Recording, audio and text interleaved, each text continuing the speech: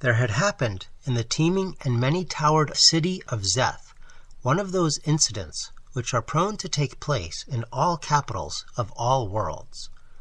Nor, simply because Szeth lies on a planet of strange beasts and stranger vegetation, did this incident differ greatly from what might have occurred in London or Paris, or any of the great governing towns we know.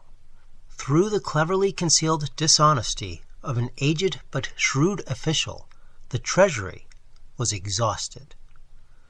No shining frolder, as of old, lay stacked about the strong room, and over empty coffers the sardonic spider wove webs of mocking design. When at last the Githath Yalden entered the obscure vault and discovered the thefts, there were left only some phlegmatic rats, which peered sharply at him as at an alien intruder. There had been no accountings since Kishan the old keeper had died many moon turns before, and great was Yalden's dismay to find this emptiness instead of the expected wealth.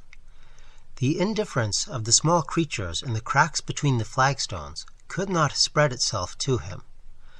This was a very grave matter, and would have to be met in a very prompt and serious way.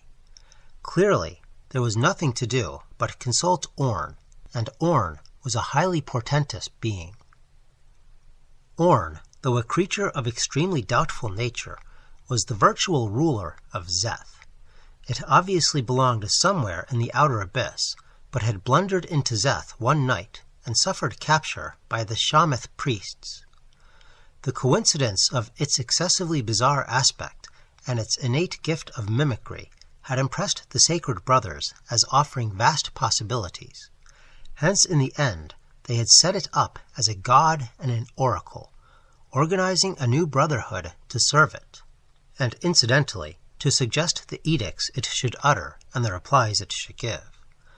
Like the Delphi and Dodona of a later world, Orn grew famous as a giver of judgments and solver of riddles. Nor did its essence differ from them, save that it lay infinitely earlier in time, and upon an elder world where all things might happen. And now Yalden, being not above the credulousness of his day and planet, had set out for the close-guarded and richly fitted hall, wherein Orn brooded and mimicked the promptings of the priests. When Yalden came within sight of the hall, with its tower of blue tile, he became properly religious, and entered the building acceptably, in a humble manner which greatly impeded progress. According to custom, the guardians of the deity acknowledged his obeisance and pecuniary offering, and retired behind heavy curtains to ignite the thuribles. After everything was in readiness, Yalden murmured a conventional prayer, and bowed low before a curious empty dais studded with exotic jewels. For a moment, as the ritual prescribed, he stayed in this abased position, and when he arose, the dais was no longer empty. Unconcernedly munching something the priests had given it was a large pudgy creature, very hard to describe, and covered with short grey fur. Whence it had come in so brief a time, only the priests might tell, but the suppliant knew that it was Orn. Hesitantly, Yalden stated his unfortunate mission and asked advice, weaving into his discourse the type of flattery which seemed to him most discreet. Then, with anxiety, he awaited the oracle's response. Having tidily finished its food, Orn raised 3 small reddish eyes to Yalden, and uttered certain words in a tone of vast decisiveness. Kume fotol lehet teg. After this, it vanished suddenly in a cloud of pink smoke, which seemed to issue from behind the curtain where the acolytes were. The acolytes then came forth from their hiding place and spoke to Yalden, saying, "Since you have pleased the deity with your concise statement of a very deplorable state of affairs, we are honored by interpreting its directions. The aphorism you heard signifies no less than the equally mystic phrase, 'Go thou unto thy destination,' or more properly speaking, you are to slay the monster wizard Anathas and replenish the treasury with its fabled hoard. With this, Yalden was dismissed from the temple. It may not be said in veracity that he was fearless, for in truth he was openly afraid of the monster Anathas, as were all the inhabitants of Ulathia and the surrounding land. Even those who doubted its actuality would not have chosen to reside in the immediate neighborhood of the Cave of Three Winds, wherein it was said to dwell.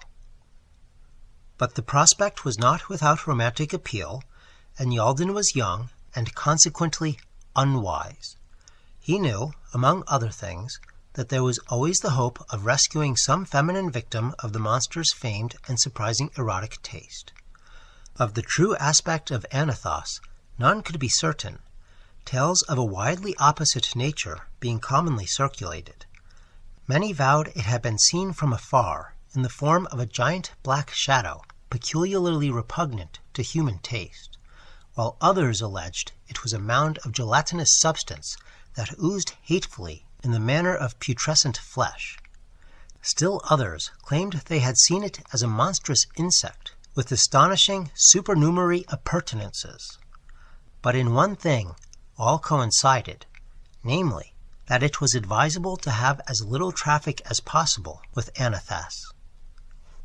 With due supplications to his gods and to their messenger Orn, Yalden set out for the Cave of Three Winds. In his bosom were mixed an ingrained patriotic sense of duty and a thrill of adventurous expectancy regarding the unknown mysteries he faced. He had not neglected such preparations as a sensible man might make, and a wizard of old repute had furnished him with certain singular accessories. He had, for example, a charm which prevented his thirsting or hungering, and wholly did away with his need for provisions. There was likewise a glistening cape to counteract the evil emanations of a mineral that lay scattered over the rocky ground along his course. Other warnings and safeguards dealt with certain gaudy land crustaceans, and with the deathly sweet mists which arise at certain points until dispersed by heliotropism. Thus shielded, Yalden fared without incident until he came to the place of the White Worm. Here, of necessity, he delayed to make preparations for finding the rest of his way. With patient diligence, he captured the small, colorless maggot and surrounded it with a curious mark made with green paint. As was prophesied, the Lord of Worms, whose name was Sorrel, made promise of certain things in return for its freedom. Then Yalden released it, and it crawled away after directing him on the course he was to follow. The sere and fruitless land through which he now traveled was totally uninhabited. Not even the hardier of the beasts were to be seen beyond the edge of that final plateau which separated him from his goal. Far off, in a purplish haze, rose the mountains amidst which dwelt Anathas. It lived not solitary, despite the lonely region around it, for strange pets resided with it. Some the fabled elder monsters, and others unique beings created by its own fearful craft. At the heart of its cave, legend said, Anathas had concealed an enormous hoard of jewels, gold, and other things of fabulous value. Why so potent a wonder-worker should care for such gauds, or revel in the counting of money, was by no means clear. But many things attested the truth of these tastes. Great numbers of persons of stronger will and wit than Yalden had died in remarkable manners while seeking the hoard of the wizard beast, and their bones were laid in a strange pattern before the mouth of the cave, as a warning to others. When, after countless vicissitudes, Yalden came at last into sight of the Cave of Winds, amid the glistening boulders, he knew indeed that report had not lied concerning the isolation of Anathas's lair. The cavern mouth was well concealed, and over everything an ominous quiet lowered. There was no trace of habitation, save, of course, the ossuary ornamentation in the front yard. With his hand on the sword that had been sanctified by a priest of Orn, Yalden tremblingly advanced. When he had attained the very opening of the lair, he hesitated no longer, for it was evident that the monster, was away. Deeming this the best of all times to prosecute his business, Yalden plunged at once within the cave. The interior was very cramped and exceedingly dirty, but the roof glittered with an innumerable array of small, varicolored lights, the source of which was not to be perceived. In the rear yawned another opening, either natural or artificial, and to this black, low-arched burrow Yalden hastened, crawling within it on hands and knees. Before long, a faint blue radiance glowed at the farther end, and presently the searcher emerged into an ampler space. Straightening up, he beheld a most singular change in his surroundings. The second cavern was tall and domed, as if it had been shapen by supernatural powers, and a soft blue and silver light infused the gloom. Anathas, thought Yalden, lived indeed in comfort, for this room was finer than anything in the palace of Szeth, or even in the temple of Orn, upon which had been lavished unthinkable wealth and beauty. Yalden stood agape, but not for long, since he desired most of all to seek the object of his quest and depart before Anathas should return from wherever it might be. For Yalden did not wish to encounter the monster sorcerer of which so many tales were told. Leaving, therefore, this second cave by a narrow cleft which he saw, the seeker followed a devious and unlit way far down through the solid rock of the plateau. This, he felt, would take him to that third and ultimate cavern where his business lay. As he progressed, he glimpsed ahead of him a curious glow, and at last, without warning, the walls receded to reveal a vast open space paved solidly with blazing coals, above which flapped and shrieked an obscene flock of wyvern-headed birds. Over the fiery surface, green monstrous salamanders slithered, eyeing the intruder with malignant speculation, and on the far side rose the stairs of a metal dais, encrusted with jewels and piled high with precious objects, the hoard of the wizard beast. At sight of this unattainable wealth, Yalden's fervor well-nigh overcame him, and chafing at his futility, he searched the sea of flame for some way of crossing. This, he soon perceived, was not readily to be found, for in all that glowing crypt there was only a slight crescent of flooring near the entrance which a mortal man might hope to walk on. Desperation, however, possessed him, so that at last he resolved to risk all and try the fiery pavement. Better to die in the quest than to return empty-handed. With teeth set, he started toward the sea of flame, heedless of what might follow.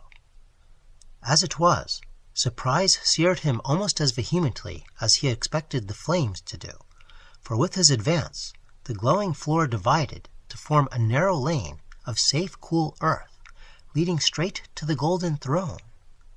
Half dazed, and heedless of whatever might underlie such curiously favoring magic, Yalden drew his sword and strode boldly betwixt the walls of flame that rose from the rifted pavement. The heat hurt him not at all, and the wyvern creatures drew back, hissing, and did not molest him. The hoard now glistened close at hand, and Yalden thought of how he would return to Szeth, laden with fabulous spoils, and worshipped by throngs as a hero. In his joy, he forgot to wonder at Anathas's lax care of its treasure, nor did the very friendly behavior of the fiery pavement seem in any way remarkable. Even the huge arched opening behind the dais, so oddly invisible from across the cavern, failed to disturb him seriously. Only when he had mounted the broad stair of the dais, and stood ankle-deep amid the bizarre golden reliquaries of other ages and other worlds, and the lovely luminous gems from unknown mines and of unknown natures and meanings, did Yalden begin to realize that anything was wrong. But now he perceived that the miraculous passage through the flaming floor was closing again, leaving him marooned on the dais with the glittering treasure he had sought. And when it had fully closed, and his eyes had circled round vainly for some way of escape, he was hardly reassured by the shapeless, jelly-like shadow which loomed colossal and stinking in the great archway behind the dais. He was not permitted to faint, but was forced to observe that this shadow was infinitely more hideous than anything hinted in any popular legend, and that its 7 iridescent eyes were regarding him with placid amusement. Then Anathas, the wizard beast, rolled fully out of the archway, mighty in necromantic horror, and jested with the small frightened conqueror, before allowing that horde of slavering and peculiarly hungry green salamanders to complete their slow, anticipatory ascent of the dais.